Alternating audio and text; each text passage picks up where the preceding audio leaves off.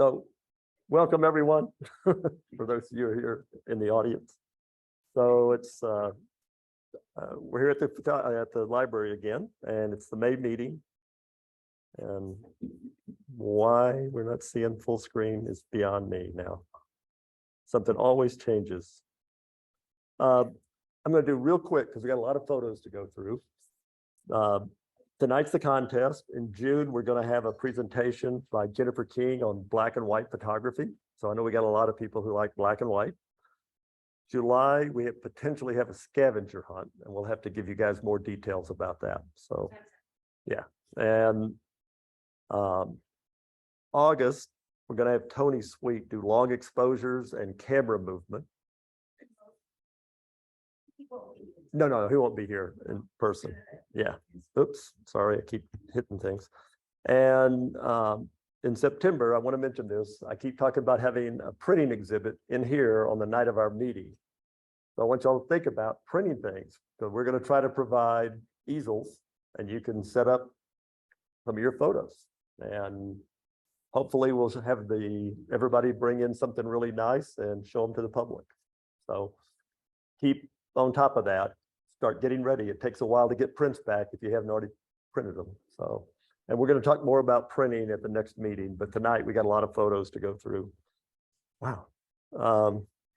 Anyhow, tonight our judge is Chris Richman. I think she's actually done judging for a couple of our contests before, but she's got a master's of photography degree, Professional Photographers of America.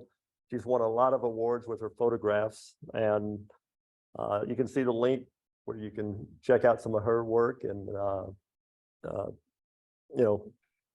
information about her. But I always enjoy Chris's comments. She's very thorough, very accurate, I think, in her judging. So we're going to turn it over to her real quickly because we got, I think, 64 photos to go through. So. Okay. Hang on, let me stop share and we'll turn it over to Chris. Okay, before I share my screen, I want to remind everyone that judging is personal and subjective, and that I could judge these same images a month from now and say slightly different things about them. But in general, the things that works will still work, and the things that don't work will still, don't work. You have to know these are my opinions, and you may not agree with me, and you don't have to. This is just so I want everyone to know that and I want to tell you how I arrive at my scores. So you use the TIC system, TIC system, and your scoring range is from 6 to 9. And I go through the images and I look at each, the technical, the impact, and the composition, and I give it a number, either in my mind or I write it down, so that I'm not judging images against the other. I'm judging them against those criteria. And when I'm finished, I go back and I say, oh, well, which ones did I, score this way or that way? And then I take a look at the images that I had given sort of the top groupings of scores to for places. So, and then I also go back and I look through them again without scores and say, did I miss anything that really struck me, really well on the second time that I didn't quite get the first time around? So that's just how I approach judging. And then I have to give it I don't give images 6s unless they're really, that's a hard thing. To give something a 6, because there's always some redeeming quality about the image. So generally you'll see 7, 8s, and 9s. So with that, I'm going to start with the level 1 images. And they should be right here. The first one that will come up is called Rosette Nebula. Okay. So I'm going to move my Zoom screen. Okay. So I'm a fan of astrophotography. And I've looked at a lot of astro images, and this one I think is particularly nice. I think technically this one was really well done. I think that it has impact, but then the impact for me kind of gets lost because I start to wonder, where should I land? What should I look at? So that brings it down just a little bit in my scoring. And I would like the maker to consider doing this as a landscape orientation image, because the image itself is broader across the middle and almost bumps into that left-hand corner, which makes me kind of uncomfortable with it. And it actually draws my eye because there's an interaction right there at the edge.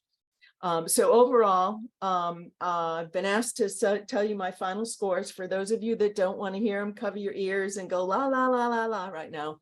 I gave this an 8. The next image is called Blank Canvas, and it's a really creative, interesting approach to this image. Technically, I think it's fairly well done. The things that I think could be explained, or the sort of the glow, the fog coming off what I assume is snow. I think that might have been handled a little differently by giving me just enough detail so that I could tell whether it's floating on a cloud, or it's just been cut out to be on its own, or whether it's actually on a snow background. And even on my calibrated screen, I could barely see anything that resembled texture of snow.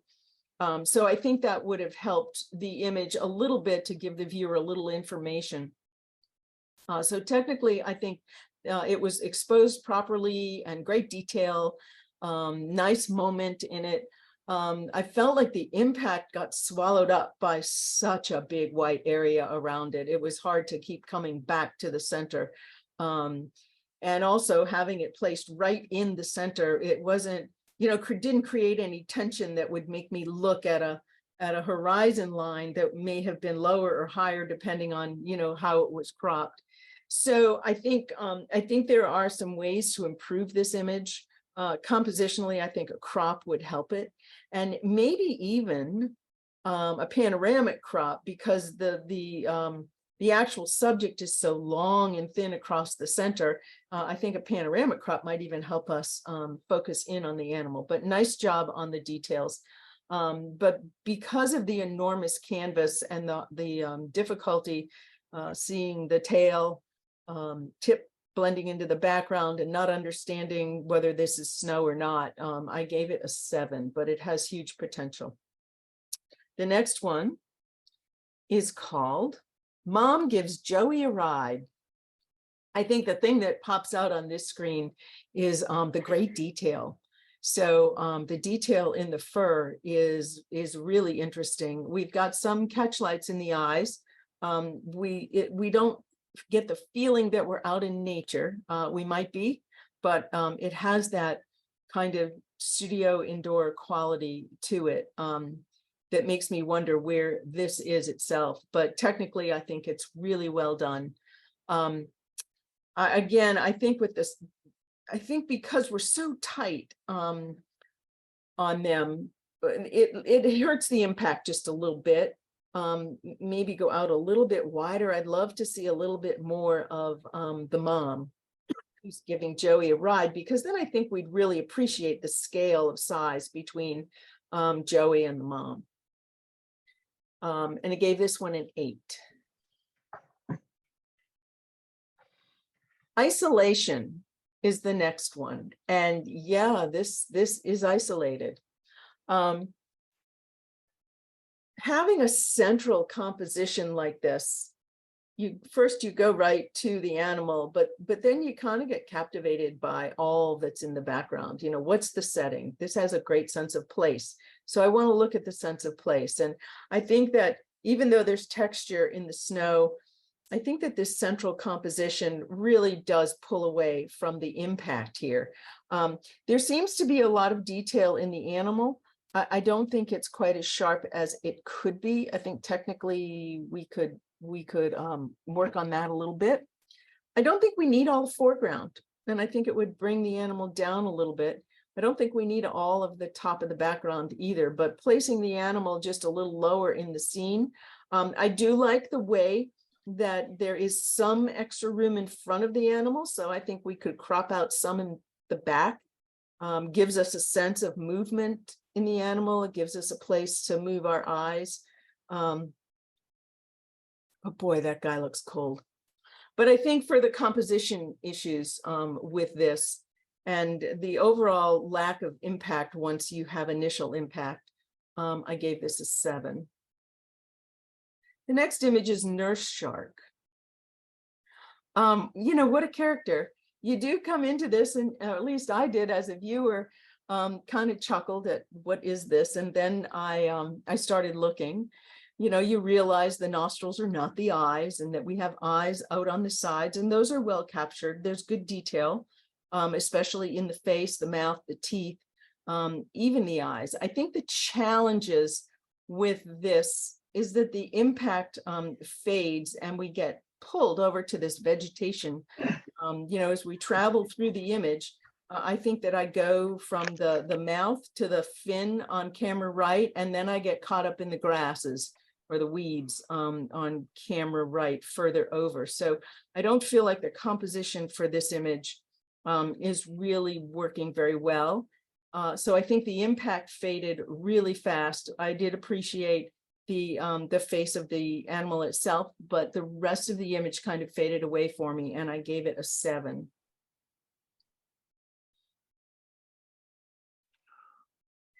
Moon over Tetons. So as an Easterner, not having seen this scene, I have seen this scene quite a lot in photographs, a lot of your photographs, and it's really great. I really love the layering in this, the foreground trees, the snowpack in the middle, you know, the light going down, I suppose, over the mountains behind me, with some light on the mountains in the center, an interesting cloud deck, the moon up in the sky, which we needed the title to really draw the eye there. So it's a really lovely scene, and the composition flows nicely. In terms of improving the image, because I don't know if this is, I mean, I'm sure this is an iconic image for you guys out there in the Tetons. Being a viewer who hasn't seen this scene, I think that the composition could be stronger if the left grouping of the mountain, the peaks way over on the left, could even be cropped and some of the sky taken down. Again, more of a little bit more of a panoramic view. And I was really conflicted about the skies because the color looks really unnatural. And a lot of the photos that I've seen tonight have this same color sky, and they all look unnatural to me. So you'll have to educate me.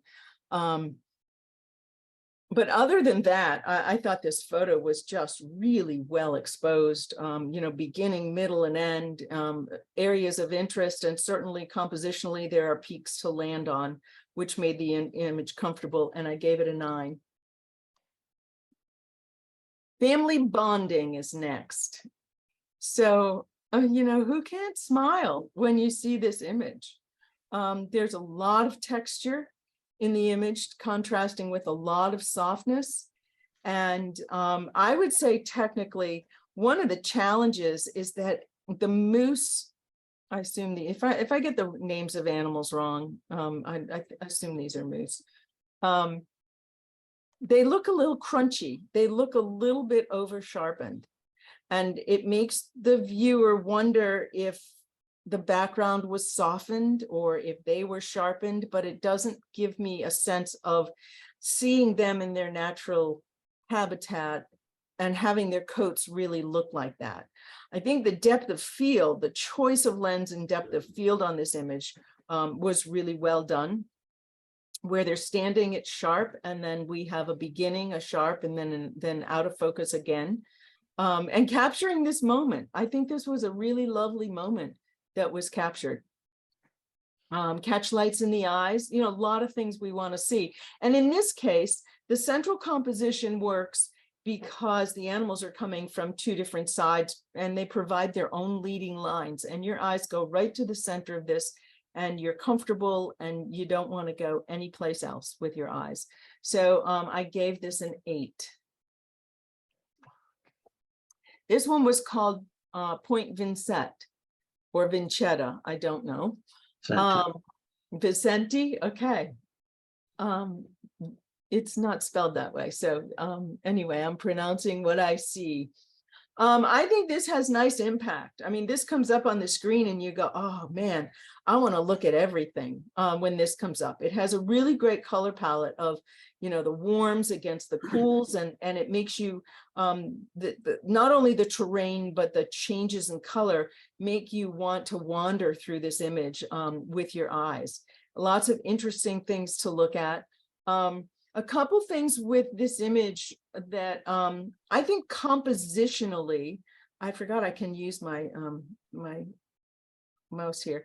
Compositionally, I think we could take some off the bottom so that so that we move this horizon a little bit lower. You know, having the horizon in the center often doesn't help an image.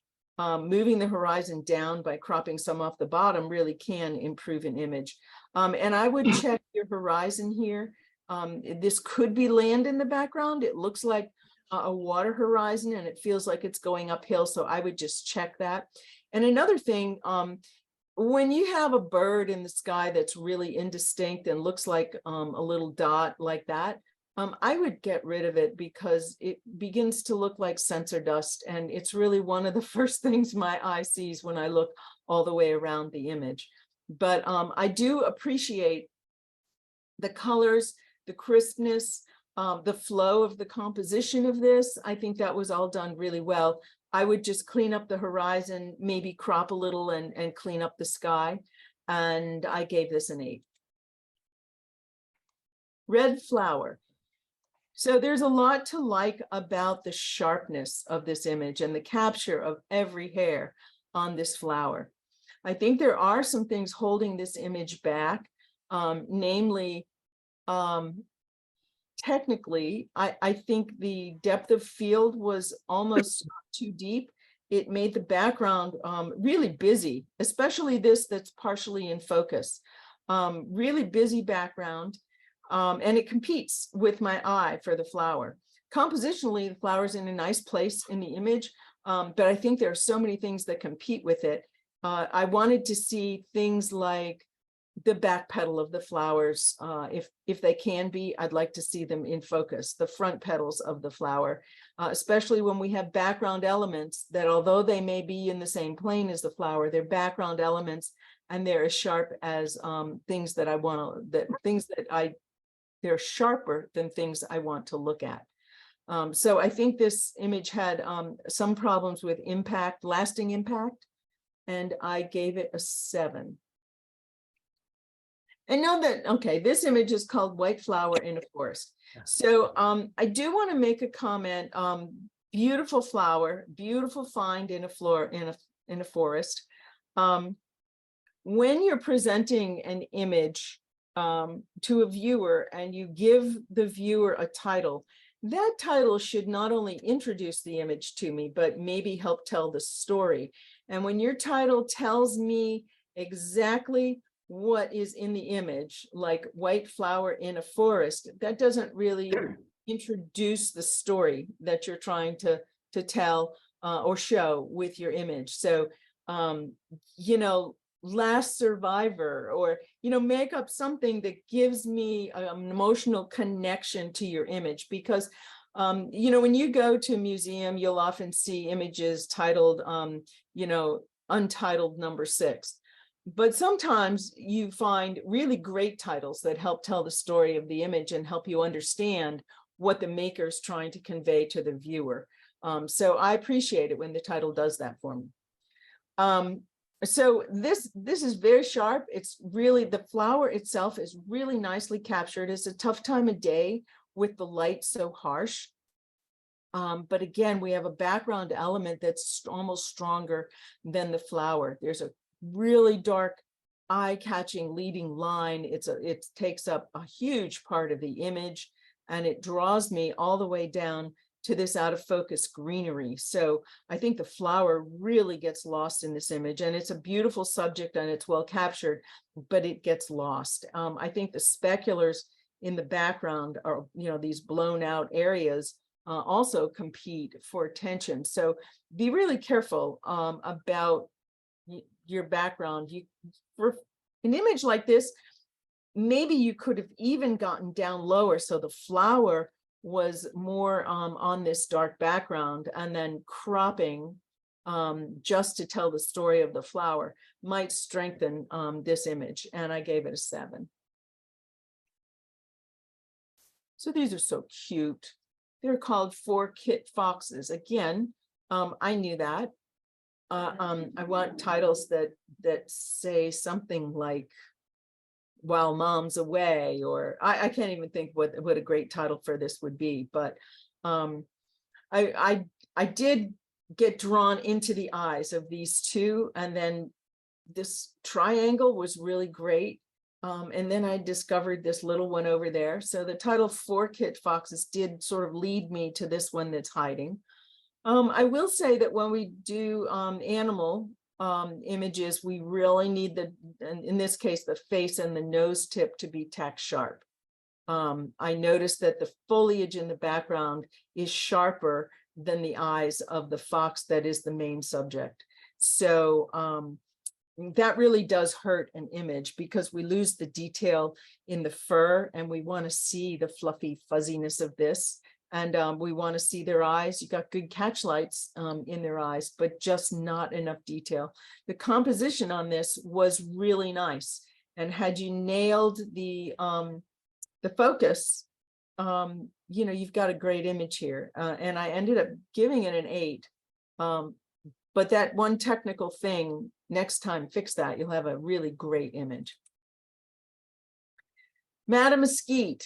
So Lake Mattamuskeet is in eastern North Carolina. And this is just such a classic place to photograph. Whoever created this image has the disadvantage of their judge being intimately familiar with images from this particular spot.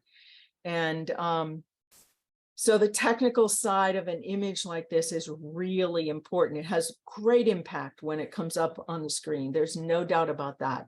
When we start looking at the technical side of this image, we start seeing, we don't actually know what's causing this as a viewer, but we see these white halos around the tree trunks, and we've got white haloing all through the tree here.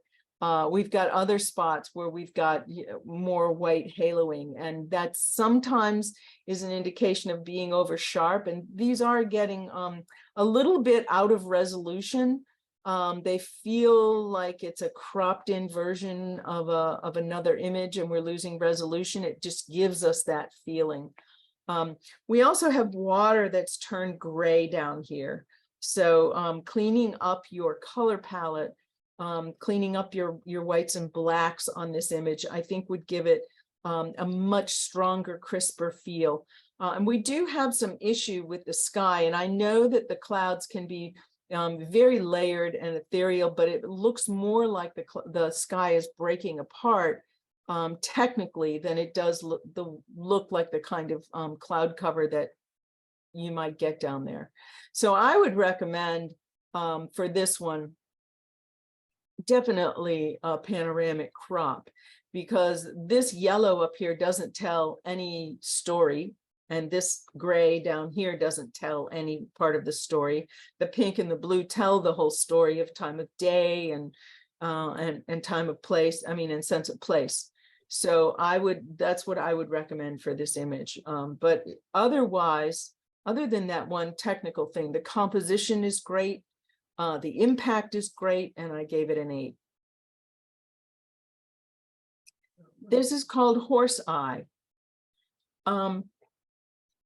So this is a real challenging image. For one thing, we're focusing in closely into a subject that has enormous detail. Right down to the little hair on the eyebrow, you know, the whiskers under the eye, the eyelashes.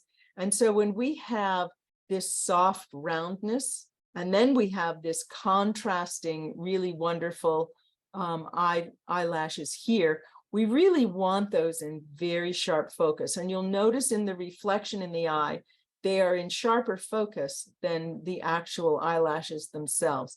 So depth of field is really important here. I'm not sure for this particular image that I like really seeing the photographer, because there's nothing in this story, it's called Horse Eye, that would lead me to think this is about the photographer. And yet when it comes down to it, the photographer is the main subject of the image itself. Another thing I'd recommend compositionally is maybe trying to do this a little more horizontally, because the subject is more horizontal. And we don't get that, we won't get as chopped off a feeling, I think, if we would try that. So I'd recommend to the maker, just try it and see what this looks like. This information up here doesn't really tell us a lot. We get these eyelashes, maybe even square crop. Trying that right about here to make it square so that this is more in the upper third, may give an image like this a little bit more impact. But I think it's a really creative, interesting, technically pretty well done, except a little bit of depth of field issue here, and I gave it an 8. I was thankful this had a title, Harlequin Crab, because it took me a while to figure out this was a crab claw. I thought maybe it was the back of a little fish in this anemone. So I was really happy for the title, and then I saw it, you know, oh yeah, that's what that is. I think that for this one, the impact is really there. It's a really great color palette. There's a great amount of sharpness in the business part of this image. The green tentacles are a really great color, great capture. We see the translucent parts. We've got some really interesting structures here to look at. There's just so much to look at, and yet I even, you know, look at this, but it's out of focus. I'm not interested. And then I come back to this. So every time I go to look at some other interesting part of the image, I come right back to the main subject. So I think that's nice composition, but I would really like technically to have some of these major pieces that could be just such great supporting elements, especially this. I would love to see the depth of field a little bit more. We can argue about whether that would draw the eye out or help the eye come in. But for now, I think some of these, like, I just want these things that are close to the center to all be in just really tight focus. I'd like to see them. And I gave this an 8. But really enjoyed the image. Those are the level 1 images. Do you want me to go to level 2? Yes, please. Okay. Unless anybody has a quick question before we go on. Am I going too fast, too slow? No, just fine. Am I good? Okay. All right, I need to go and switch out. Nope. Okay, I need to go back.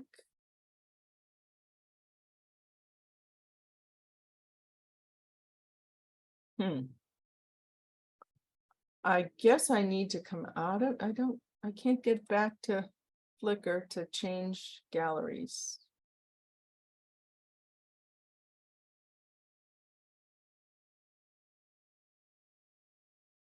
Hold on, I'm getting there. Okay, wait, nope, went too far. Okay, level 2, here they come.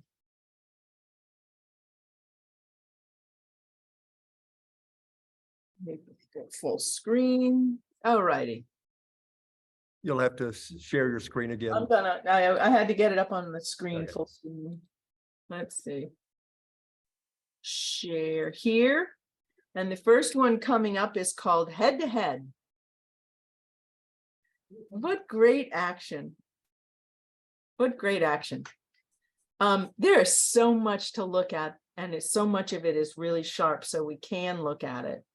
I really appreciated the lack of background here. I got drawn to this, all this red here. I wanted to just look at this guy. And I don't know, I know you're trying to show me that these horses are head to head, but this is really the subject of the image. The intensity of the face, you know, the horses are totally off the ground. The snow is flying. This story here was really great. Then I kept going back and getting stuck over here with these people. So I don't know if that's I think it's a compositional element. And then this guy looks like he's got his crop in his mouth, and I don't know what he's doing. And so I kind of get pulled out of the story here. So I'd love the maker to show me this image just by this, with a title that says, you know, when whatever it is, telling me about this race, because the intensity of this is a fabulous photojournalism piece. And I just think the composition kept pulling me out. But nice capture, and I really enjoyed it. And for composition, I gave it an 8. Probably should have given it a 9. And this one's called Gravitas. Really enjoyed all of the geometric nature of this. I really enjoyed the black and white conversion. We go from bright to dark, and we retain information in the whole subject, in the whole image itself. My one technical challenge for this is that this pattern, which draws our eye right here and here, is not in focus. I think someone needs to probably mute. Okay, this is not in focus, and this is a major part of this image. But I just loved the geometry. I loved the tonality of the image. I even liked the story of the image. I liked the way I moved through the image, around here and back up to there, and I look at this and I come around. But technically, I really want that to be sharp, and I gave it an 8. Breaking ice this is called Breaking Ice. It was a surprising image. Took me a while to really notice the ice pick or the knife, whatever is breaking the ice itself. What I really appreciated about this was the action, the moment that was captured. It's not your typical image, but you've got ice chips flying everywhere. It gives you a sense of exactly what's going on. This one's flying off whatever the surface is. There's some reflection of what's going on in the background here. You know, the cold nature of the color palette here on the warm surface. I think this had a lot going for it. The impact began to fade as soon as the image came up, but I just kept appreciating the sharp details of it, and I gave it an 8. One thing I did want to mention with this is be very careful technically. You've got some chromatic aberration along this side, and that can be corrected. But as you go through the image, I caught that, and then I wanted to come back and see if there was chromatic aberration anyplace else. So it really distracted me away from the story. So when you're entering into a competition where a judge is going to see almost every detail that's in there, you want to take care of the little things like that. 42nd Street. I think it had more to the title, and I didn't write it down. I'm sorry. This is a really cool image. Compositionally, it really strikes me. I think it has great impact. I like the way that we've isolated right here. Interesting sky, long exposure, which at first, you know, I see some movement in here, and that's interesting in itself. And it caused some really interesting glows on the building, so it's kind of otherworldly. So I think that this had a really unique character. It kind of made you feel like fog, but you knew it wasn't, because, well, there's nothing unsharp here. There's nothing covered up by fog, and yet we have these glows of the lights on the building, and I'm not sure exactly what this glow is, but it gave it another worldly feel, which I really enjoyed. And I was torn about whether that was a technical issue or if it was an artistic choice, and I gave the image an 8. Looking back, has great impact when it comes on the screen. It has nice composition. We're up here in this upper PowerPoint on the left. We are looking back, and we don't get a sense that he's going to bump into the edge of the image because his nose is not pointing that way, even though he's close, or she is close to the edge. There is enough detail in here to tell me that this is snow, and it's not just some kind of empty space that I can't reconcile. Technically, there are a few things that I'd like the maker to consider. I don't know if the exposure on the snow was intentional to take away some texture or some grayness, some muddiness, but we are losing detail in the snow here that we're expecting. This is the area of highest detail in the image, other than the animal, and we want this particular trail of snow to have a lot of detail, because this is what we're going to look at. We only need enough detail in the rest of the snow to tell us it's snow. Great job with detail on the animal itself. Nice capture of a moment. Good title, looking back. Also, technically, I would take care of things like this, that I guess this is a little piece of grass or something that intersect in this bottom left. It just tends to draw the eye, so clean those kinds of things up. So few technical things with this, and I gave it an 8. This is called Winter Moon over, I think it was Pillsbury Mills. You know, this really did make me look at it really closely. We've got some great sharpness in the windows and the abandonment kind of feeling. Perhaps this was light painted, or there's a spotlight somewhere, but all of this part of the building is very soft. Even the edges of the roof line, the edges of these windows, whatever this paneling is on the side of it. So it gave it a very blurry feel, even though the fore part of it is very, very sharp. And so is the background behind it. So it was a very confusing image in a lot of ways. Technically, I think the moon is about the sharpest thing in the image. And but the composition, I think, is the strength of this image. Right here, rule of thirds, great use of negative space, the moon balancing the building. So I think compositionally, this was really, really strong. And I gave this one,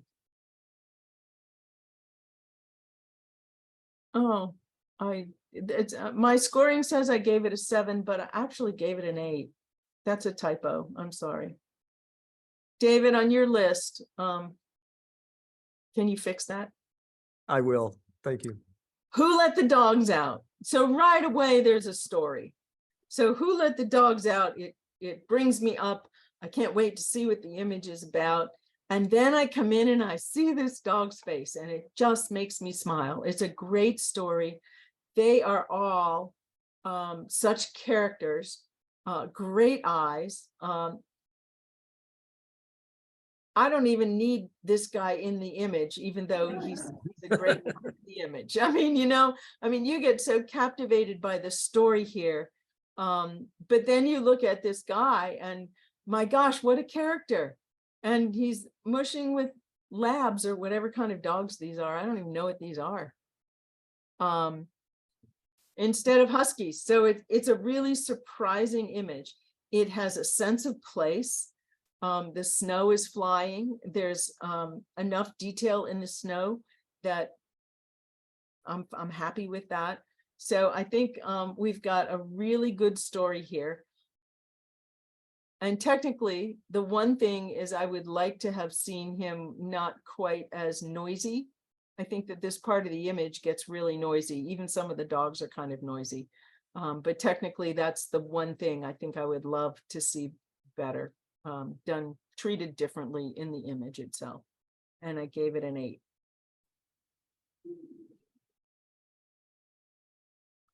This is called Spurs. And oh my gosh, look at the detail. Look at the detail and look at the black and white conversion. Look at the tonality of this image. And this comes across as a commercial type image. And so I'm looking as a viewer at it commercially, and it really is well captured for that. It has a big technical challenge, and that is there's enough light fall off that we don't see the whole product, if you will.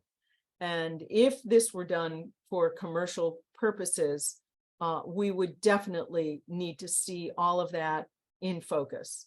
So the focus falls off, the light falls off. Excuse me.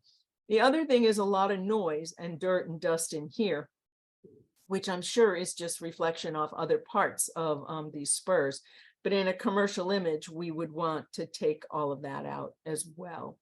And then we've got lots of noise and dust in the background, lots of other stuff. There's just this big spot there that we don't know what it is. So I think that this could be a 9. I gave it an 8 because it comes across as a commercial type image. And when it's presented that way, I want it clean as it can be for some of these spots. Let's see, where are we? Okay, the next one is called Stare Owl. The capture of the owl is great. You go right to the eyes. You got this catch light in this eye, and you've got lots of detail and good color in the owl. The unfortunate part of photographing birds is that you don't have a choice where they are and what kind of background and foreground you get. And where this lands, if you're talking about the owl, it's a great capture of the owl. As a photograph, we've got a lot in the background.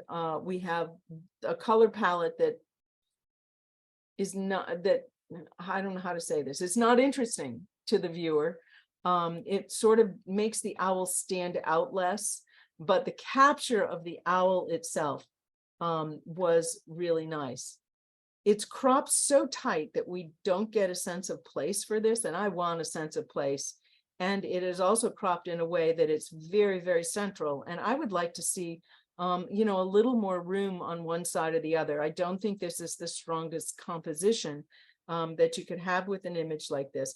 And I am speaking about this as a photograph presented to me to judge, not as, oh, let's go birding and see what we find. And, you know, we get this spectacular find of this owl. So I'm not judging it as what we would have photographed on the day we were out there, which is spectacular.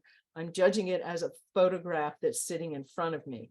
And for those reasons, it loses impact. And I gave it a 7, but I appreciate the owl itself. This is called Amaryllis. It's really a very pretty treatment. It has impact because it's so high key. We look at these white lines here, I mean red lines. We were captivated by this outlining the shape of everything. There's just enough light in this to give it some depth, especially here and then in the bell here of the flower. I think that it has compositionally, it's a little bit central. It's not quite straight up and down. It's not quite leaning think the composition could be strengthened a tad. I think where this has challenges is on the technical side. The texture that is placed on this, and I assume it's placed on it, bleeds into, like, especially, like, you can see it really, really tightly here and here. The texture bleeds into this, but it doesn't cover the whole thing. So it challenges the believability of the image itself. So I think that the technical side of this could use just a bit of work. But the presentation of this flower to us in this way, high key, is really nice. I would go back and also take care of some of these areas that have just a little bit of detail. They're getting close to being blown out, and I would bring back just a tad of detail here so that we don't necessarily feel so blown out here. When you're doing a background like this, make sure that you cover everything here. So here's a place where it looks like the background either didn't cover, or there's a petal back there that's not defined. So make sure you don't have these questionable areas in an image like this. So I think that this has a lot of technical challenges, but it has some real pluses to it as well. And I ended up right in the middle at an 8. Trails over the arch. I really appreciate this kind of photography. This is 2 images, and it's 2 images that tell us a story about a particular place at a particular time. The star trails are really nicely done. I think the noise was handled really well for the length of those trails. The light on the foreground, I think there's just enough foreground. Maybe I'd take a little bit off down here so that the horizon comes down a little bit and we really focus on the sky as the subject. And I might have toned down this path a little bit because it does draw the eye. It is a diagonal. We look at this, then we see the cliff, and then this kind of takes us out. We have to fight to stay in here. So I might have toned that down just a bit, but lots of great detail in the cliff, just enough light to see this, the strata, the detail in the rock. We don't lose all the detail in the shadows. We still see detail down here with the trees. So I think this is really well done, but compositionally, I think it could use just a little bit of help here. And I don't think you need to take anything off the sides of it, maybe this side, but I think compositionally we almost are there. And this was, again, another 8 for those reasons. This was really clever. It's called A New Planet. Really clever Milky Way shot with I assume a bubble, a soap bubble. Very clear, but the subject is, the title says A New Planet. So this comes on with a lot of impact, a lot of almost humor, draws me in. And then I look at the new planet and it's not in focus. However, the Milky Way is in focus, and that's further away. So I really want to see the edge of this bubble. I think that's a technical challenge for the image. It may be maker's choice, and I'm just seeing it differently than you are. And another technical thing is, I don't know if there's a blade of grass or a crack or something, crack in the universe down here. But that does distract my eye. So I would take care of that in the image itself. And I gave this an 8, and the strength of this image is really its impact.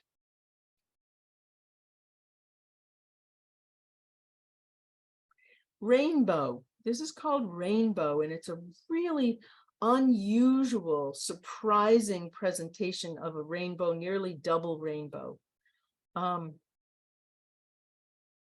There's so much to love about this image itself.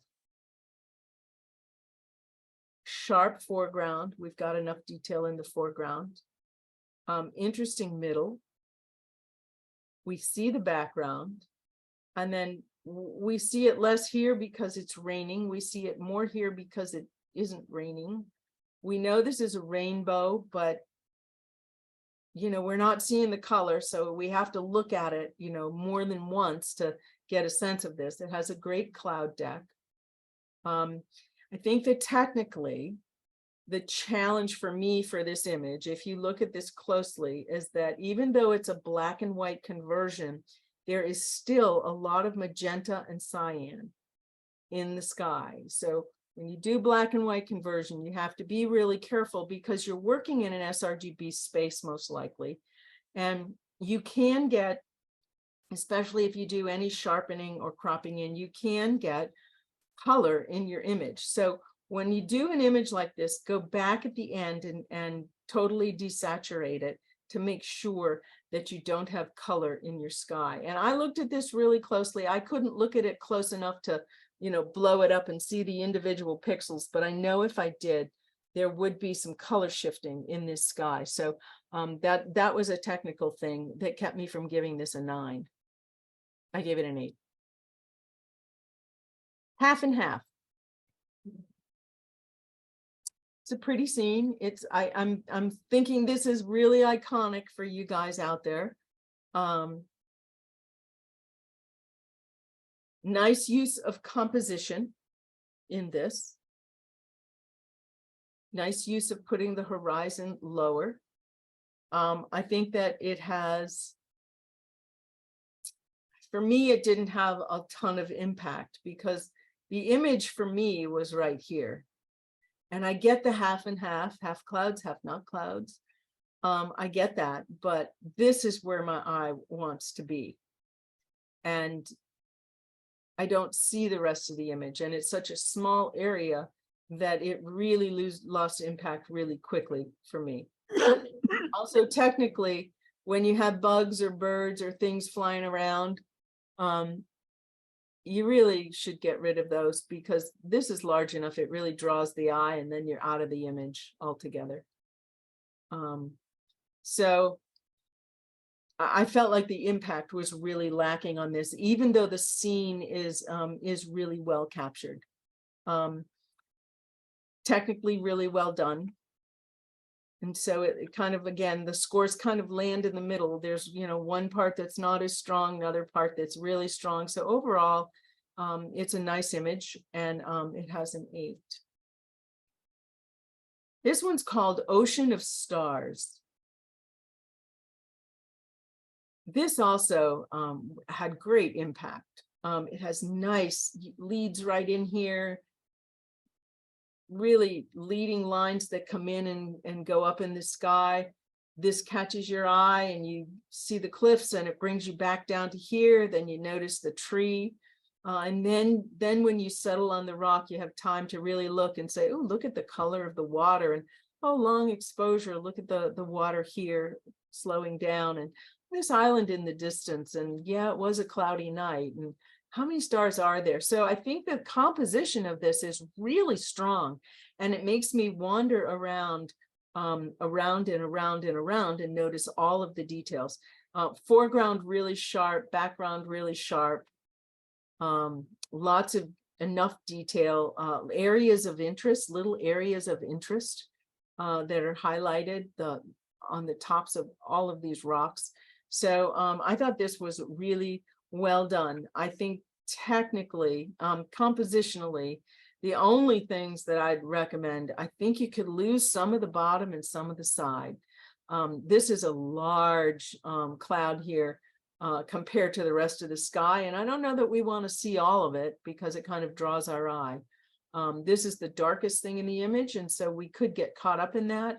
So I'd like to see just a little bit less. So this is really, you can't go anywhere but here and then see the rest of the image. For that reason, I gave it an 8, but I really enjoyed the color palette, the story, everything about it. This one's called Wings of Strength, and aren't they strong? I mean, really, look at that face, look at that eye, look at the tip of the beak, the sharpness of the feathers on the back. What I would have loved for this image is to have had one or the other of the wingtips, especially the bottom part of this wing, in focus. And again, I appreciate the challenge of birds in flight, things in motion, wings flapping and birds moving. But you know, you got this so sharp that I want to see a little bit of this too, because this is a whole half of a wing that we don't see in sharpness, and this is more than half a wing that we don't see. The way to kind of offset that might have been to draw attention to the intensity of the view and what the bird is doing.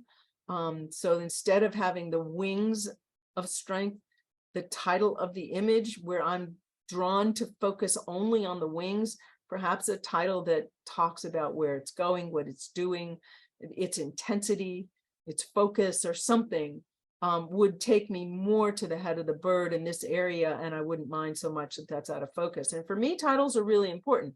For other people and other judges, they may not care. But just for me, I think titles really introduce the story. And when the story's about the wings and half of the wings are not in focus, that pulls me back. But overall, really great capture, and appreciate the bird itself.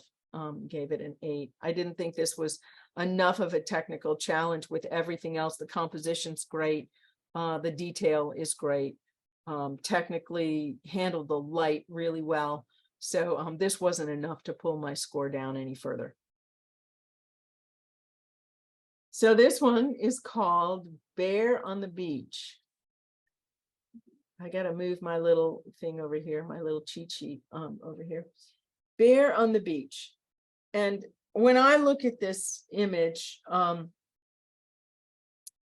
you know, it comes in with some impact. I don't think the impact is as strong as it could be. I do wonder about the story. I know it's on a beach because the title told me it was on a beach. But if it was on a beach, I want to see some water, and there's barely anything in the background to really tell me what's going on here. I think technically the choice by the maker to put this treatment on it, I think it doesn't really do the bear justice, because we've lost all the detail, almost all the detail in the fur here, and we've lost the tip of the nose and the top of the head into the background because of the treatment. We even lose the tongue, most of the bear's tongue here. So I think that the treatment didn't do the bear justice. I think the composition on this one is nice. I just think technically the choices that were made didn't translate such that the viewer really got a sense of what the maker was trying to tell us about the bear on the beach, because we want to see more of the bear itself. So that pulled it down for me, and I gave it a 7. The next one's called Explorers, and I think this has nice impact when it comes up.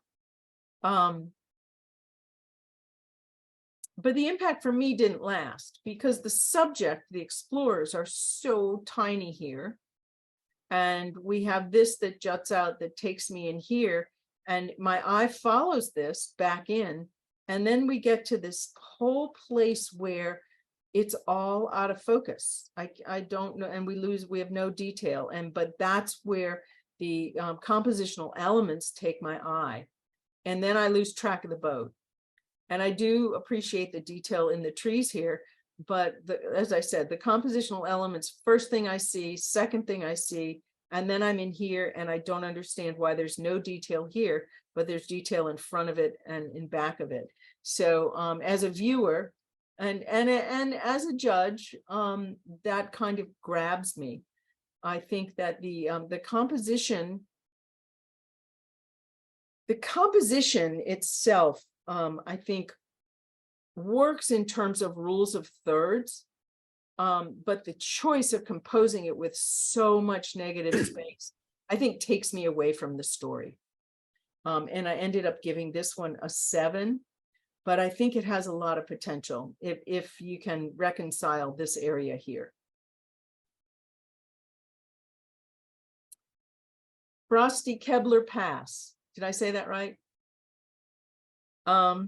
Yeah, it's frosty, it's gritty.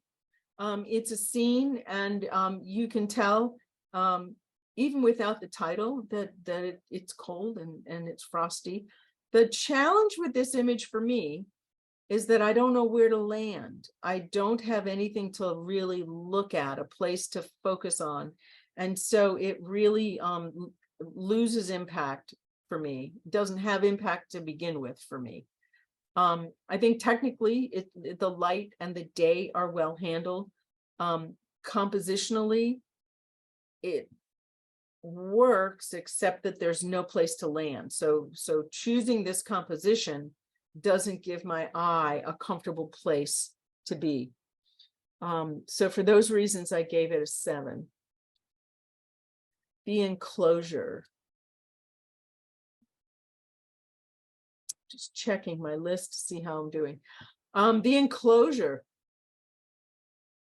This is interesting color-wise. It's a near abstract. Has some impact when it comes up. I don't think the central horizon helps it. Technically, you've got some elements in the background here like this and this, these things that compete for my attention. And I really want to go back and just focus on these grasses and the top of this interface. I don't really think you need the whole bottom. And technically, when you straightened or cropped this, you got this white area down there that needed to be fixed. But this second line of rivets kind of draws me away from the top line of rivets, and it's really interesting. So I don't think the composition is as strong as it could be. And I think technically there are some distracting elements that draw me away, but sharp, sharp, sharp. And I appreciate that about the image. And I appreciate the abstractness and the crispness of the lines, and just seeing this, the creativity of just seeing this. And I gave it an 8.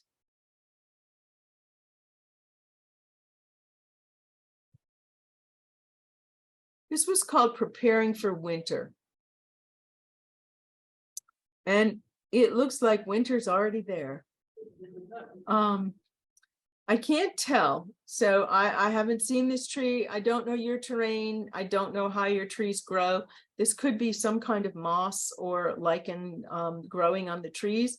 But the fact that it's yellow really threw me off, and it drew my attention. So it may be that I'm just in a different part of the country and I don't see what you see often enough to understand what is actually happening in this picture. It could be maker's choice to make that yellow. It could be that I'm just have never seen that. You know, out here, that would be green on the tree. And guessing from the color of the trees in the background, which are green, that could be really yellow. So I get really, really caught up in that. And I don't really understand the story, because what does the tree do to prepare for winter? I don't know who's preparing for winter. So the title of this really does throw me off. I think that the exposure, I couldn't also tell if that was really snow or if it was an overlay, pencil overlay on the image itself, because we lose the foreground here. I can't tell if it's snowing here. We lose the background. So I had a hard time reconciling what was actually in here. And so it lost impact for me pretty quickly, and I gave it a 7. But at the end, if the maker wants to tell me about this and educate me, that would be great. This is titled Solace, and it has wonderful impact when it comes up on the screen. It's so crisp and quiet. The low clouds, you really can get a feel for being out there on a day like this. I think this is a really interesting image. I think that compositionally, we do have some challenges. This is an image that would really benefit from a panoramic kind of crop. The sky above here doesn't really tell much of the story, and the water below here doesn't tell much of the story. I think we crop enough to keep these great shorelines, snow lines in here, because they provide some great lines for this. I love the detail from beginning to end, but I do think the composition actually holds the impact back a little bit. And I gave it an 8. Poinsettia in the rain. When this came up, the thing I appreciated the most was how sharp the center of this image is. It loses impact fairly quickly once you see these and move around the image. The reds are beginning to get a little bit blown out, and then we lose detail in areas that have a lot of contrasting shape and color. And so when these aren't sharp and your eye's drawn there, it does draw back from the impact. And then half of the image on the bottom and half of the top are also not in focus. So I think there are some challenges. I appreciated the macro approach to this with like a little more depth of field, or maybe even a vignette that would help focus us in the center, and try to get a depth of field that keeps all the important parts sharp. And I gave this a 7. Soda Butte Cone. Interesting land feature, interesting geology. When this came up, I think the thing I appreciated the most about this image is that it has a beginning, a middle, and an end, and you can travel through the image. It has a composition that allows you to travel through the image. I think the greatest challenge of this image is that it's very muddy. There's really not a lot of white for the whole image to be, well, probably 1/3 to 2/3 of the image to be in snow. I know we're challenged when we're photographing snow we don't want to blow it out, but I think that this is looking really, really muddy. And that kind of held me back, but I did appreciate the sharpness from the front to the back and the flow of the landscape and the choice of standing right here and getting that as the anchor for the bottom of the image and giving it just enough space that it can anchor the image without being cut off. So I think the strength of this image was actually the maker's eye of looking at this scene, and I gave it an 8. This was a really interesting image. I mean, this really is different, and it captured the eye. And I think that the graphic nature of this, even though it is a scene, I have no idea what this horizon is. I don't know if it's land. I don't know if there's fog. I think the choice of not really having much of the image in focus gives it this artsy feel to it. I don't know how else to describe it. Right here is about the only thing that's in focus, and I might even want a little of that cropped off. I like the out of focus nature of this. Technically, the thing that drew me back the most was the fact that this was the only sharp part, and it really didn't need to be there. And then this white line that comes down and abruptly on the edge of this dock or pier, it just ends there. I just want that transition to be more gradual, because when you're looking at this, the lines take you out and then you catch this and it takes you back. So this really is a prominent line in here. It's not just this little thing that you kind of notice. So smoothing that out and smoothing this out right here, and it would be seamless coming back. So I thought this was a really creative way of looking at this image. And I have no idea how much of this ethereal look up here was created intentionally by the maker, or if that's what the day looked like. But if the day really looked like that, it was an excellent choice to have this out of focus to match that. So I really appreciated this image. I gave it an 8 because I think it can go even higher with just a few little things done to it. Glass illusion. Glass is always hard to photograph. And the choice of making this even more complicated gave this a certain kind of color palette interest. When we're photographing things that we are presenting as symmetrical, so we're promoting this as lined up glasses, lined up, we're promoting symmetry. And when we photograph it asymmetrically, I think it creates kind of a disconnect. You know, it would have been easy to line the center glass up instead of the edge glass, line of glasses up. And then I think the symmetry would have played a huge role in the impact, because it makes me try to make it symmetrical. And so for me, that was a real challenge. And I think it kept drawing me away from the actual image itself.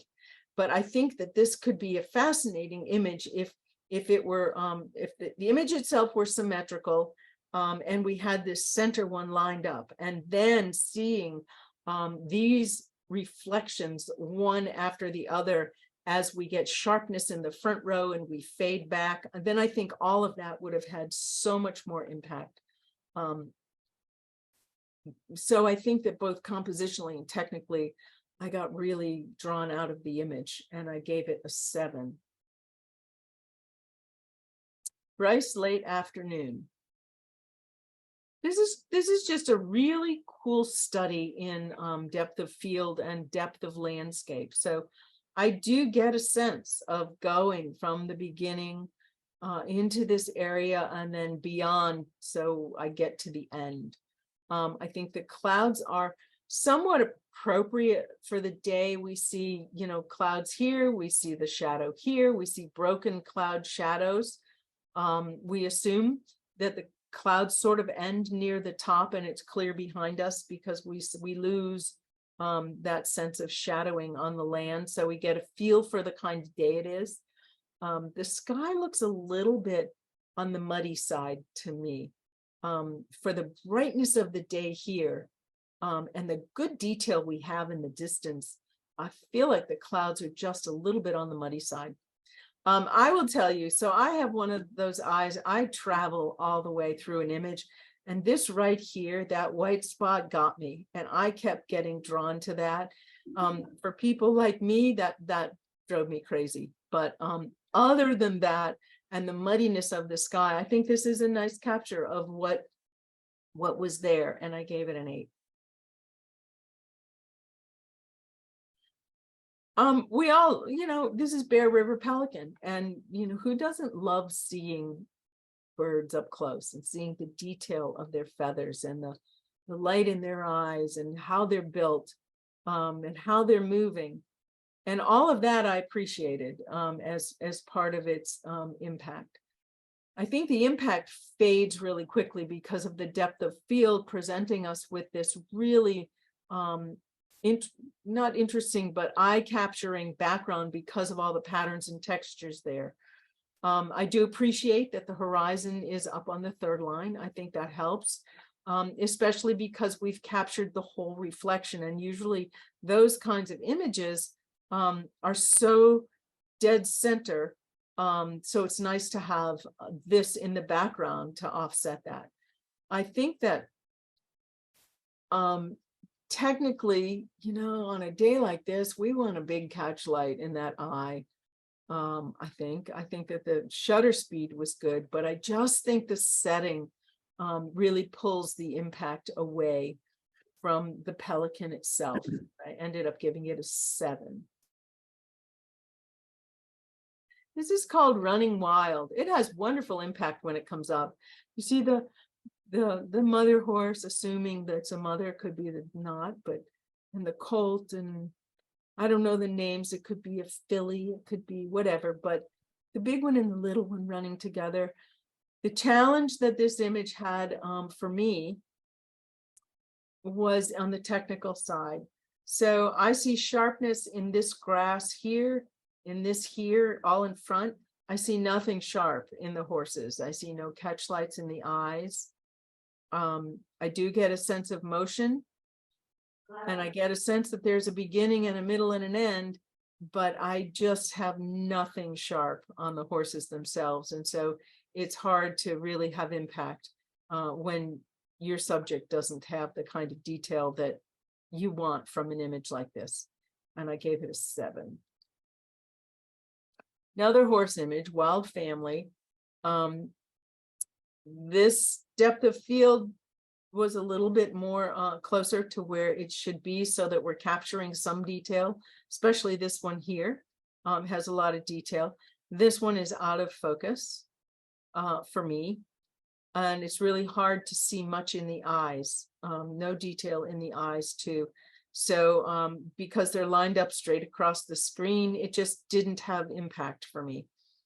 And I gave this a 7. But I'd like to go out and shoot these with you. Excuse me, photograph those with you. This is called Orion's Hidden Jewels. So I am a fan of astrophotography. I've looked at a lot of astrophotography. And the reason that I've looked at a lot of it is because when I was at judging school, one of the images that came up for judging, I can't remember what galaxy it was, but there were, of course, dots of other galaxies in the image. And I remember somebody saying, well, that would be a great image if those bright dots weren't there. And I'm like, those are other galaxies. You can't like just take a galaxy out because you don't like it. And so I made it a point to start looking at really good astrophotography images. So that's where I'm coming from when I'm looking at these images. I think this is a really nice capture. I think this one's called the Horsehead Galaxy. I'm not sure, but I think it is. And I've seen this photographed a number of times. What I look for is a dark background in the sky so that we get some depth, some sense of depth. You know, I can't ask for sharp stars, but I do know that there can be more sharpness in this area. There's almost always this glow around the horse head when I've seen images of this, so I'm accepting of that. It's a good, I think it's a good color rendition of this. I like the choice of whatever, I guess it's the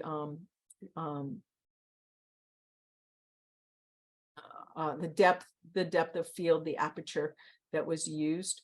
And it has nice composition.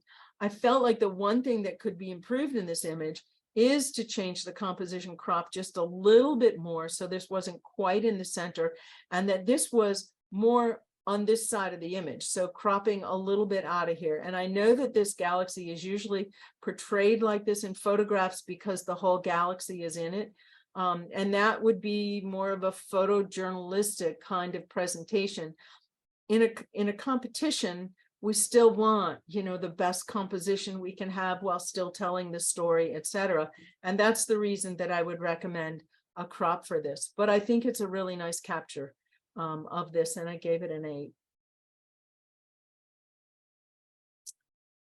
This, I think, is a really great capture. This is called Andromeda, our nearest neighbor. So the reason that this caught me was because most of the images I've seen of Andromeda have been turned 90 degrees. And so this was like a totally new look for me. I really enjoyed the way that these stars were captured here. This is very sharp. I know in a lot of these images, these stars sometimes get mushed together and there's no detail. So I really appreciate the detail in this and the capture of, I don't know the technical terms, but these bands, these rings, whatever they're called in a galaxy. So I appreciated a couple things about this. I appreciated the creative presentation of the image. I appreciated the sharpness and distinctness of the stars. And I like some of the choices that the maker made, the good dark background to show off what they were capturing. And I couldn't find anything really wrong with this. And I gave it a 9. Flash of brilliance. I mean, this comes on the screen. And it has the advantage of coming right behind a dark, really busy backgrounded image. And now this came on the screen as a really simple background with nice flow, a subject in a nice place, compositionally with enough detail. There's enough detail in the snow. There's once you get to the trees, there are these little footsteps taking us out of the image when we're finished. This had just a lot of nice things. The one thing that I would talk about on the technical side is the white balance seems to be off on this image. It seems to be very yellow, sort of has a greenish cast to it. So just check your white balance on this image, because the snow looks yellow, and we all know we don't want to eat that yellow snow. So, so I ended up giving this an 8, but man, it's a 9 image with a few things cleaned up. Heron Dreams. So for me, this didn't have a ton of impact when it came on the screen. It has nice, leading lines and a great deal of contrast here. But you really do, because this is so horizontal, I got caught up in the flora here instead of the fauna. Here we have an image where there's so little detail in the heron that I can't tell if its eyes are closed and it's sleeping, which I assume because it has one leg up. There's a lot about this image that I could really love, but it almost felt like it had a lot of fog, maybe something that was really hurting the clarity, and almost like, oops, I don't know what that is. Oh, wait. Okay, click somewhere. But it just, compositionally, I like where this is, but I think there's so much here that there's so much story going on around it. It was very, very hard to focus on the image itself, and I gave it a 7. Yeehaw. This has great impact when it comes up. It's just a day out there, You feel like you could almost jump from where I am onto that boat and be there with them. So I think the impact and the story really work for this. Technically, I think the sky is captured just really, really well. We've got sharpness throughout. There's just enough water to support the boat. The horizon's down here and not in the middle. I think in the case of this image, we actually probably don't need all this sky, but it gives us a sense of wide open space on a day like this. So, it really is acceptable and doesn't take away from the impact. The only thing that I would say to the maker is when you're capturing an image like this, capture more space in the direction something's traveling than behind it, because I kept wanting this to be over here. And it's just a matter of when you click your shutter or how you crop your image. And so in this case, I kept looking, saying, well, could we crop this off right here? And then maybe some of this and just go in tighter, and then it puts it in the middle. So even though I loved all of this, I just felt compositionally, it was like a hair off. And it was enough that I kept looking and looking and looking at the composition. I gave it an 8, but I think this is a close to a 9 image if we can work out the composition on it, because the tonality of it is really great. The detail's great. The sense of space and sense of place is really nice on this image. Clicked on the link. So I came in and I clicked on it to see if I could see more about it, clicked on the link. What I saw, even though I didn't do that till after I'd evaluated the image, was the link is the major subject and takes up almost half the image. And so much of it is not in focus, nothing up here. The only parts that's in focus is right here. And yet all of this is a big part of the image, and it's losing focus. The other thing is compositionally, it was a little bit confusing, because we have this wonderful leading line that we see and we know what it is, and it takes us to this negative space in the image. So I felt like the composition was way off on this, and perhaps a slightly different perspective. I don't think this image needed the bridge to be so prominent in it. and maybe a depth of field that captured more of the subject that you're talking about, especially when you title it, clicked on the link, where the link is the major subject. And if we follow this down, everything takes us to negative space. So I felt like this had some work to be done to it in terms of the way it was photographed, and I gave it a 7. Lines in the sand. So the first thing I thought about this image was, if you had cropped out the entire sky, I would have thought this was an underwater image. Honestly, that's all I kept thinking about, was this is underwater. This is really cool. This is the reflection of the surface of the water. So the mountains in the background brought me back to reality. Nice leading lines coming in from the sides, all leading to the center. And then the central subject in here is not dead center, which I really appreciated. It had a nice flow, enough that we could catch up and see the mountains in the back. Got another leading line coming in here and a sort of leading line coming through the sky here. So I felt like the composition of this was really spot on. I think that the place that this fell apart from, didn't fall apart, but where it started to break up a little bit, was I loved the textures in the sand. And when we get to what really is the main subject of this, it's not in focus at all. So I think we needed a slightly bigger depth of field so that we could have captured this. I wouldn't have minded if the mountains were in focus, but when we capture this, everything leads to this, and this becomes my subject. So I think technically it started to fall off just a little bit, and I gave it an 8. But boy, put this in focus, and I think you've got a great image here. Perky Poppy. What a different image. It's a high key image without losing its color, which I found very interesting. I've really enjoyed the composition of this, with the stem coming in from the side or going off to the side, either one, and retaining all the hairs on the stem. It really gave this a sense of character, a sense of realness. And then because of the lighting, all the texture in the petals was seen, even to the fact where the pollen is starting to fall off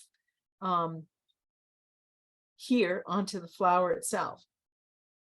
There's a sense of motion through here, where these all kind of, for me, move, and they move my eye in succession so that I look around the image. I even see the little wrinkles, which didn't bother me at all. It's not a perfect flower. It's just called Perky Poppy, and it is perky. And for a flower image, we want every bit of it from front to back to focus, and the depth of field on this is just right. The color palette is beautiful. I just felt technically, I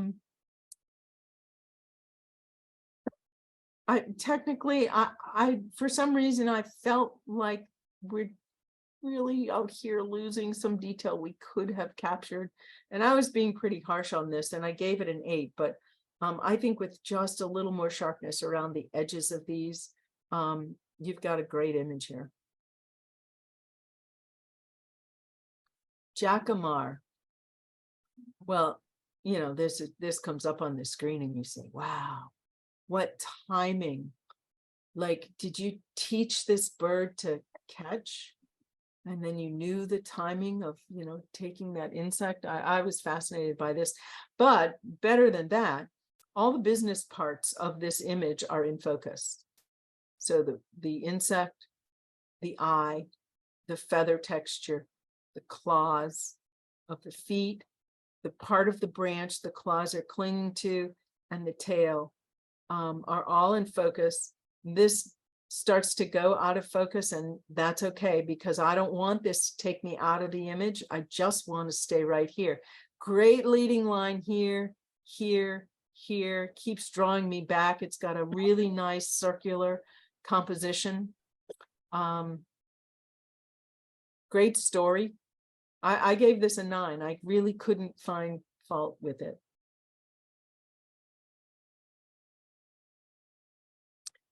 green tree frog.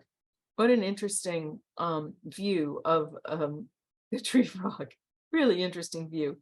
Color palette's great. You know, the speculars don't really bother me because we know how moist these guys are and the moist environment these guys live in. I think there were two big technical drawbacks in this. One was the eyes. I think we needed to get rid of this because it confuses me. And I think the fact that almost nothing is in focus except for the speculars in the eyes. Almost nothing is in real tight focus here. And because we are so zoomed in and we are so intimate with this frog, we've got to have something in really, really sharp focus. The central composition, I don't think really helps the image, but I think that it's the focus that really takes me out of the image itself. And I ended up giving it a 7, but it has nice initial impact and a good color palette. Resplendent, I think it's supposed to be resplendent Quetzal. So this has impact when it comes onto the screen, no doubt. Technically, I think this is really, really crunchy. I mean, this really looks like it's been sharpened beyond the native sharpness of the bird itself and of the branch itself. And whether that's true or not, it's the feeling it gives the viewer. The crunchiness here just makes me look at this, you know, and I don't want to look at this. I want to look here. And when I get to the bird's eye and head, it is so crunchy in the feathers, and I'm just not sure that's the way they're built. Another drawback, which is a compositional problem, is the competition of this and this. So although this is our main subject, this really does compete for our attention. And so you go back and forth between this, and this is not all that impactful to look at. We're starting to lose detail here. This is the brightest spot in the image. It's in an area of really high contrast with the background, so your eye gets drawn there. So this had a ton of stuff going for it. But what kept me out of the 9 range was the crunchiness here and the competition of the secondary subject. But it's a beautiful capture. I love all the detail and the color palette and all of that. Abstract. This abstract has impact that fades for me. It comes on the screen and then, yep, I've seen it. The colors keep me in it. It has a really wonderful color palette. When we do intentional camera motion, there are a couple of things to look for technically when you do it. If you have a subject that's upright, then you need to have it upright in your image, and have your camera motion really, really vertical. I get a sense here that the camera motion was not quite vertical in this. You know, we kind of go this way a little bit to the left. The other thing to watch out for when you're doing intentional camera movement is if you have some small, tiny, bright thing in your image, you're going to get a really eye-catching streak like this one here. So I would fix that kind of streak because everything else is abstract, and this is so sharp and it's the brightest part of the image. So I would pull back on that, and we're starting to get one at the bottom here. So look at that when you look at your scene. Looks like there's some camera dust, some lens dust or something up here. So there are a few technical things about doing this kind of abstract that that hold it down. But the one thing that I really appreciated was the composition. Even though it's an abstract, it's kind of got a horizon going through up here, and it's got a subject where this is the brightest color, and they are complementary colors, kind of in this rule of thirds over here. So I felt like this had really nice composition, but I think it had some technical challenges as well. But it was a very enjoyable abstract, and I gave it an 8. Okay, we're coming down to the last few. Hummingbird. I felt like the impact when this came on the screen was really about this color here. You know, that kind of drew my eye.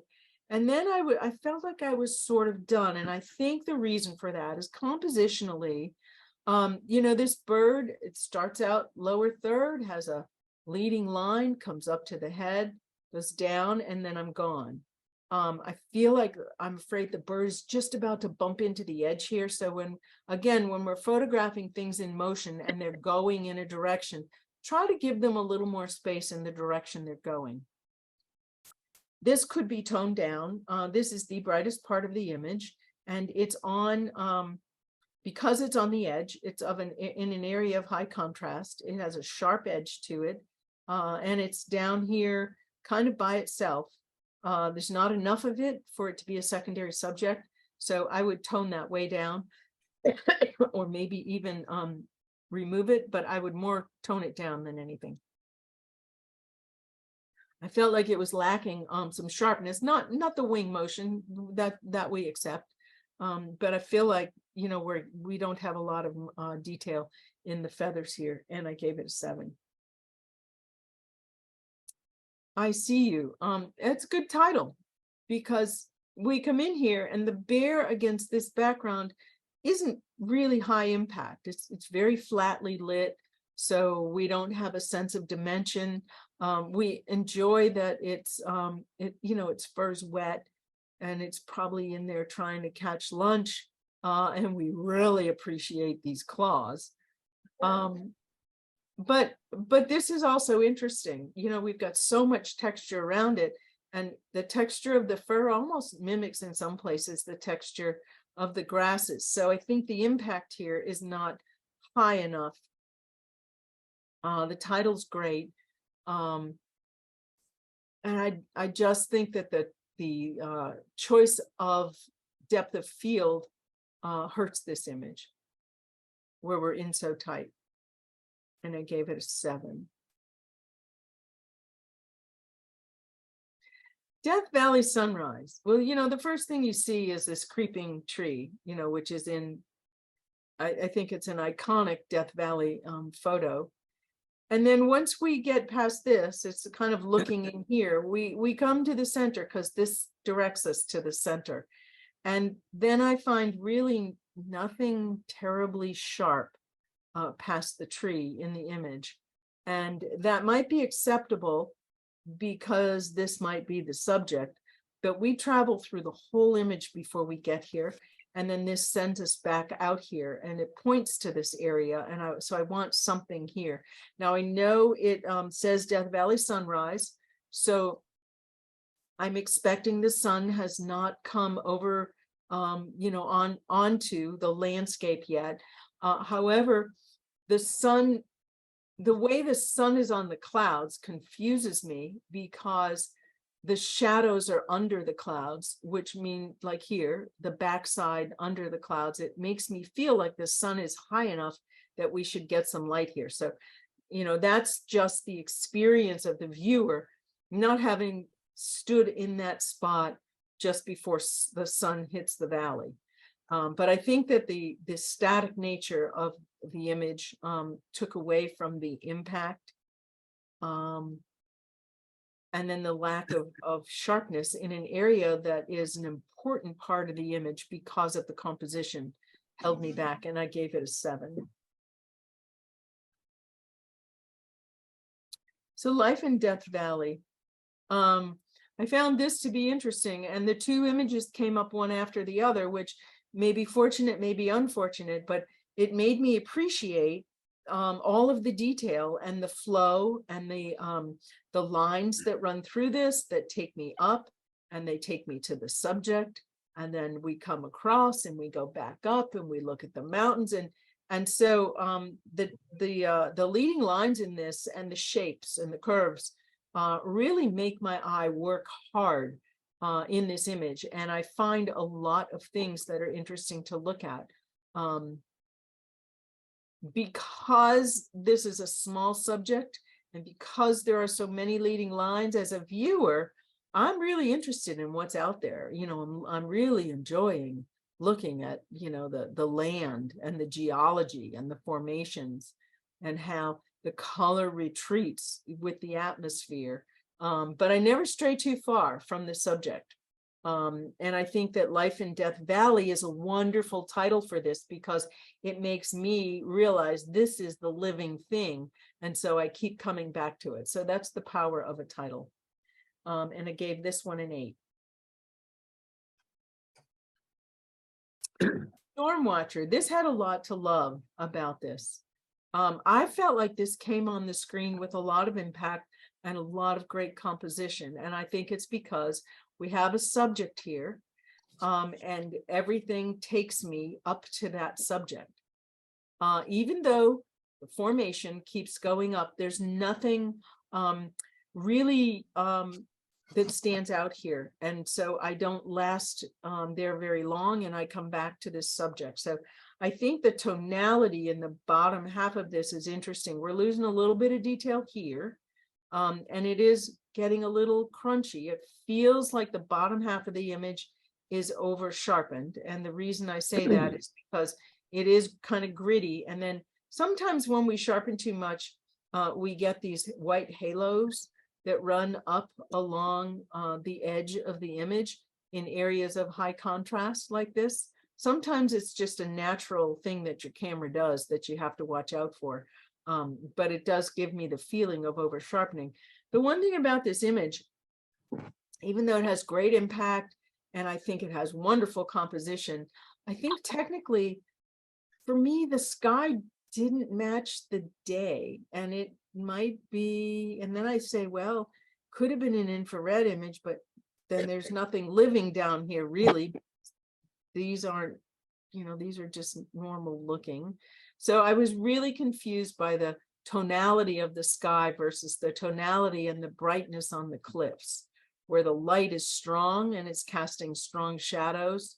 But then again, the light on the clouds seems very different. So I don't know if that's a technical thing, just because of the way it's captured, but I certainly felt like the tonality here and the tonality here didn't match. And great composition, like I said, and great impact, but I gave it an 8. The last image, I think it's the last image, was called The Dancer. And I was grateful for the title because the dancer is such a small part of the image, and it tells me what's going on here. I felt like the dancer herself was sharp, and then not much else beyond her was I felt like the layers were good. There was a leading line here. I'm watching that photography club meeting. Excuse me, can you mute? Oh, yeah, somebody, whoever's talking, please mute their I muted mic. you. Sorry. I felt like this image really didn't need the upper mountains. So if you look at the image without these mountains, so this is all very high contrasty, which matches her. And then we get into this area that's very muted. And I felt like it just creates a lot of negative space that we don't need. So I felt like that was a technical, compositional thing, but really interesting image. And I think that her vertical versus the other lines in this really line up well. I just want to see less of this mushiness at the top. And I gave this one an 8 as well. And that's all of them. I will say, I'm happy to hear if you disagree with me, because that's always a really interesting conversation. That I'm coming from a point of a viewer who sees these fresh and doesn't know you're part of the country. So things that may be iconic to you are interesting images to me, but I don't know the place and the history. So I'm giving this back to you, David. All right. So before we do the awards, if you have a question, now's your chance, or if you'd like us to go back and look at something real quick. And if you're on Zoom, send it by chat, maybe. Any questions? So I want to give Chris a big hand. I really enjoy her comments and I'm disappointed. Nobody disagrees with me? Really? I didn't do my job. no. Well, so I was congratulate everybody who submitted something. We had some really good photographs, I thought, and we didn't do landscapes or wildlife, so you had a chance to be a little bit more creative. So I thought we had some really unique shots from that standpoint. Yeah, I really did appreciate the creativity, even on some of the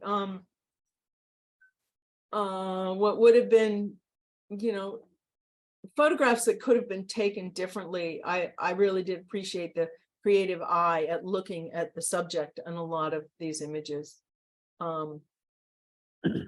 Yeah, it's hard, on a 1 to 10 scale, maybe that would be different. It's really hard when it's only a 4-point scale, because I'm not going to insult anyone and give them a 6. So Great. All right. Well, we'll get right to the awards real quickly. Oh, I have an announcement. Chris, you may not understand this, but most of the people in the room win. I got a text while you were critiquing that somebody has spotted 399 with a Cub. So. oh, I understand that. One. Yeah. So.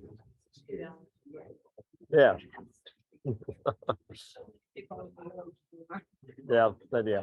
So just for you, Chris, we have a bear here whose tag number is 399, and she's very famous, and she's a little late getting out this year. Yeah. Anyhow, all right. Well, we'll get on to the awards real quick. Give me a second.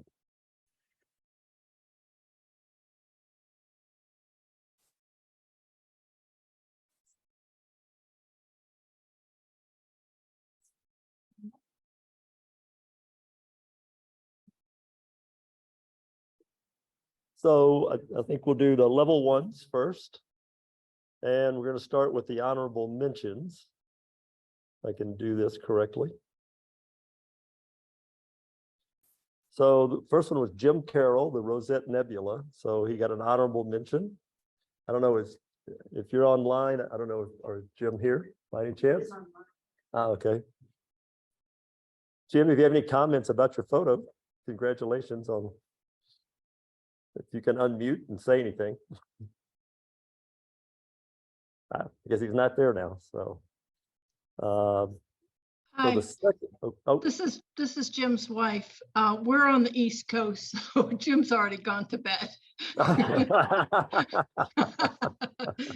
All right. So thanks a lot. He'll be thrilled to hear that he got an honorable mention. All right. Well, yeah, congratulate him, and we'll get his award to him. So, so the second honorable mention was Kyle Moon. I don't know if Kyle's online or in here.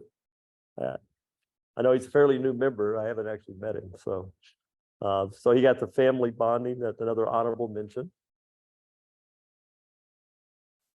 Kyle, are you out there? So yeah, great shot anyhow. So I guess I could do these full Great screen. story. Yeah, great story. Yeah. Okay, so our third place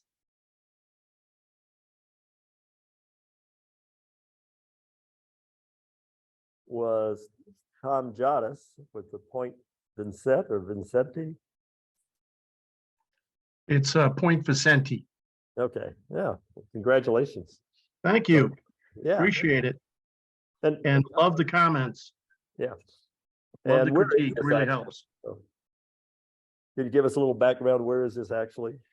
Actually, it's on the West Coast. It's just south of LA, around Rancho Palos Verde. Right. And it's a one of the historic lighthouses that run along the West Coast of basically the West Coast of California. Yeah, great color. Congratulations. Thank you. Are your skies really that color? Yeah, it was dawn. So the sun's coming up behind me. And so I just kept waiting for that sun to be able to give me that kind of color. I've been to this place probably 8 or 10 times, and it's the first time that I actually had clouds in the sky. Great. And then second place was Richard, I guess Fluke or Fluck, and his Harlequin crab. So Richard, if you're out there, speak up. Maybe he's another East Coaster, I don't know. Or he's watching a basketball game. Yeah, I thought this was a really interesting shot. And underwater stuff has to be just amazingly difficult, so. And first place also went to Tom.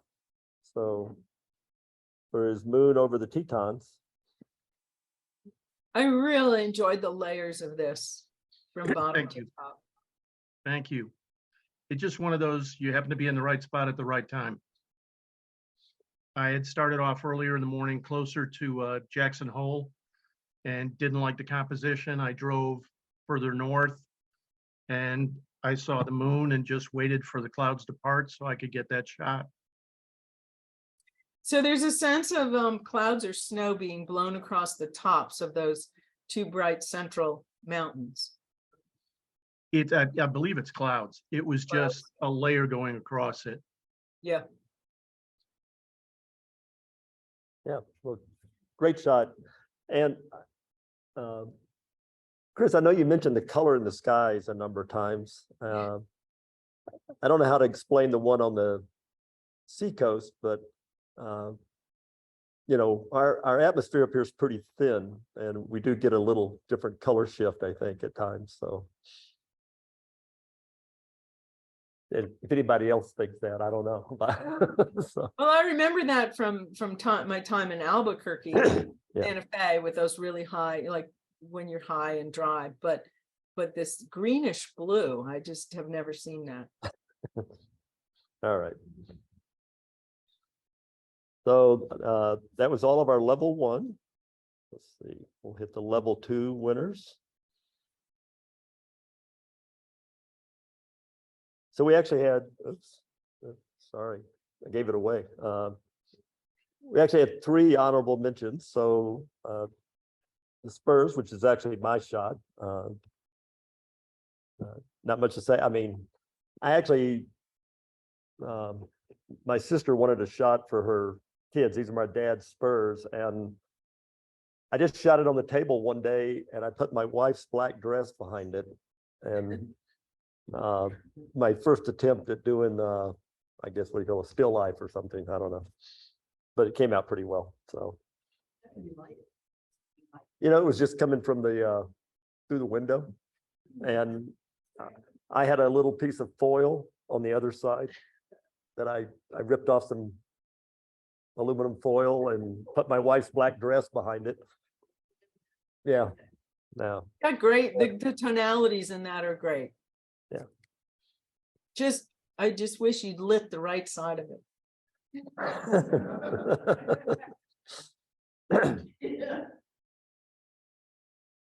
Let's see, so our,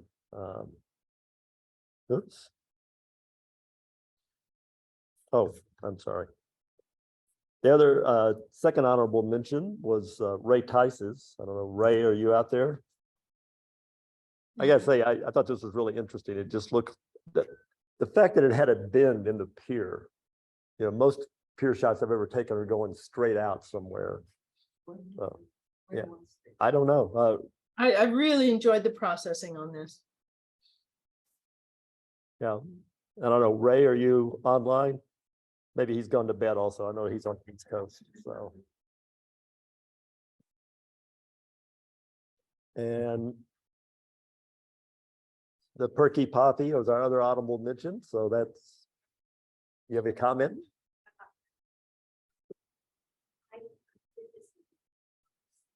No?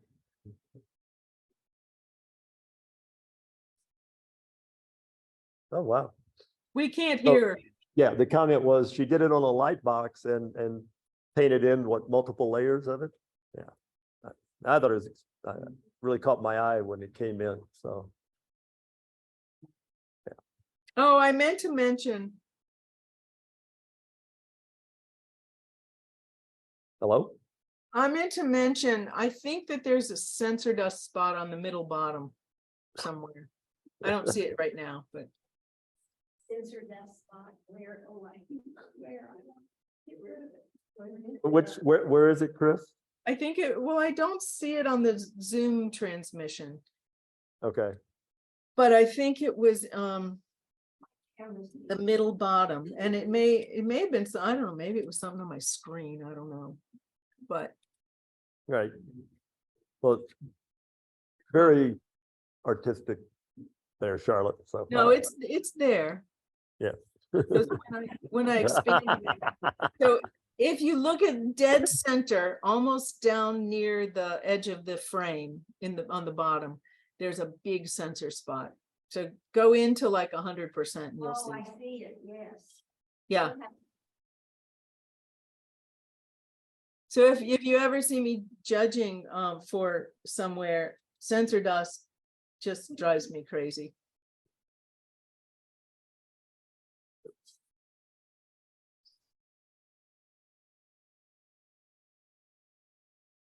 Oh, sorry. So our third place was Faristi Faustini's Ocean of Stars. And I don't think she's online. Surreal, so surreal. Yeah. It's such a hard photo to pull off and such good composition. So congratulations to her.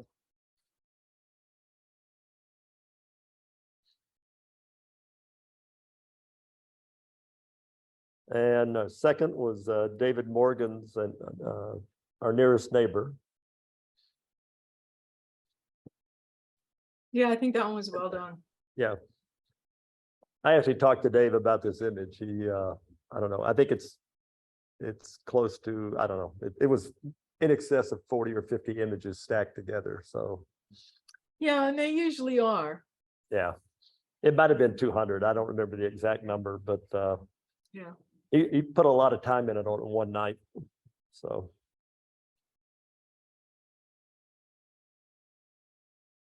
And our big winner is Dan Orr on the Jacomar. So yeah, so Dan, tell us how you trained the bird. Yeah. Well, I took that last week in Costa Rica. I just got back yesterday. Oh, wow.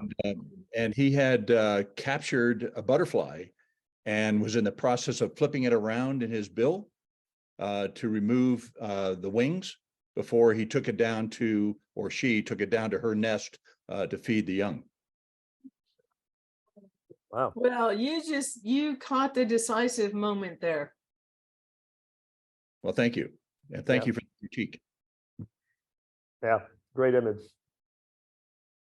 Very hard to catch those particular moments with the birds. So yeah. It was. All right. Well, that's it for tonight. Thanks everybody for participating and coming in. Thanks for having me. I really enjoyed the images.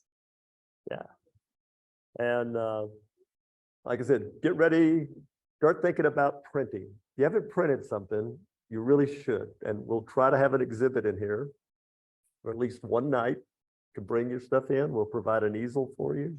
So you gotta, yeah. So, well, I think we can probably handle anything up to about 30 inches high. I mean, we'll give you a nice size easel, but if you want to bring a few extras and set them around, you can also. Gonna go into little details. So is there a minimum? Probably not, but you'll need it. Probably don't want to exceed 5 pounds. So Put these like in a mat or something? you should probably put them on something hard. I mean, have them mounted. And if you want to mat them, it's up to you. Like I said, I wouldn't bring them in here with a 15-pound frame, but you're going to be responsible for bringing them and taking them away. I'm going to be responsible for getting you a lightweight easel. So, yeah, but I really think everybody should print something once. We spend too much time looking on monitors. So, which may be in the future, all we'll have is cheap monitors up and just change things constantly. But May I make a comment about printing yeah, absolutely. that I learned the hard way?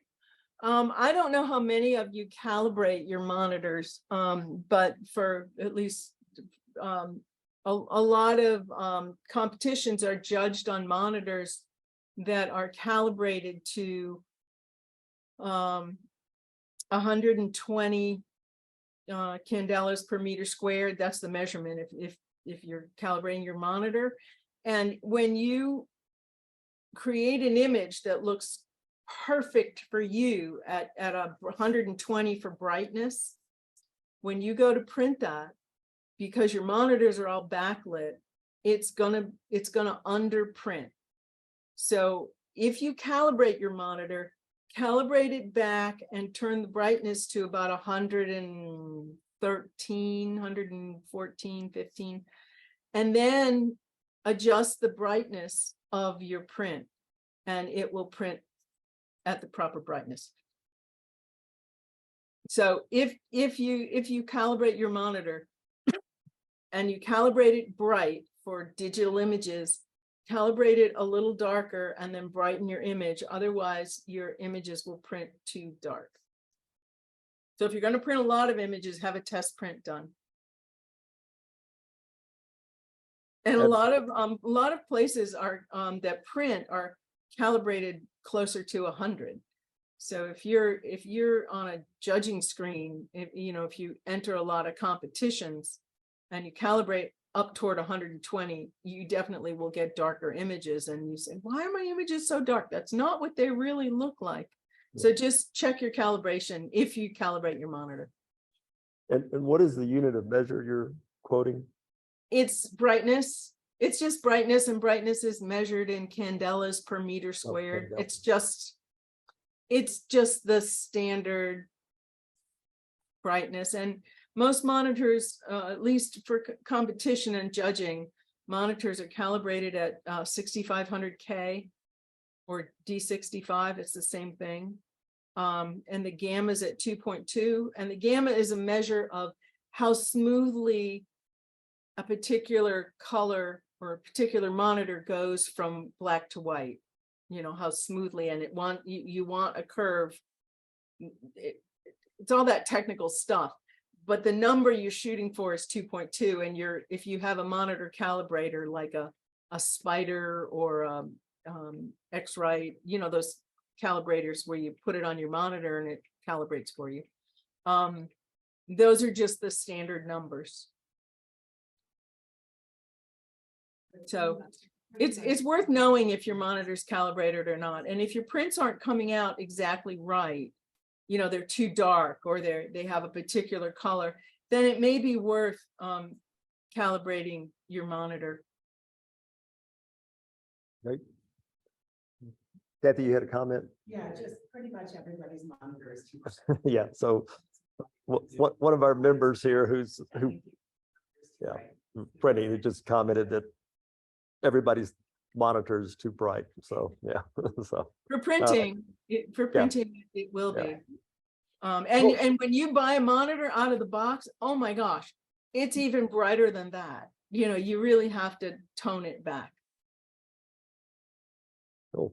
All right. Can you just increase the exposure on your photograph before you print it? Is that the same thing? Well, but it helps if your monitor is calibrated in a way that you're looking at how it'll be when it prints. That's what my monitor is. So when I look at somebody's image, I know how it's gonna print. And so I'll tell you, it's gonna be dark, you might try to use, because that's what I do. But if your monitor is that way, it makes it easier for you because you can adjust the image and you'll have a better chance of getting a print. So we had a comment here in the auditorium, can you just increase the exposure? But I guess the simple answer is it's better to be calibrated correctly to start with, and you'll have a higher chance of getting a good print. So, Yeah, yeah. And you can talk to your lab and ask them, you know, how they're calibrated. Some people check the box that say they want the lab to do color correction. So talking to whoever does your printing and knowing what kind of calibration they want, you know, it'll help. And you only have to go through that once to know the relationship. I can barely hear you because it's hailing here. oh, And the hail is smashing against the window, so I'm trying to Oh. listen really closely. all right. Well, thanks, everybody. And Chris, thank you again for all the comments. I really enjoy your critiques, and congratulations to all the winners. So, yeah. Yeah. And Thanks for we'll let having everyone me. go. Thank you. All right. Good night. Osmosis amoebas.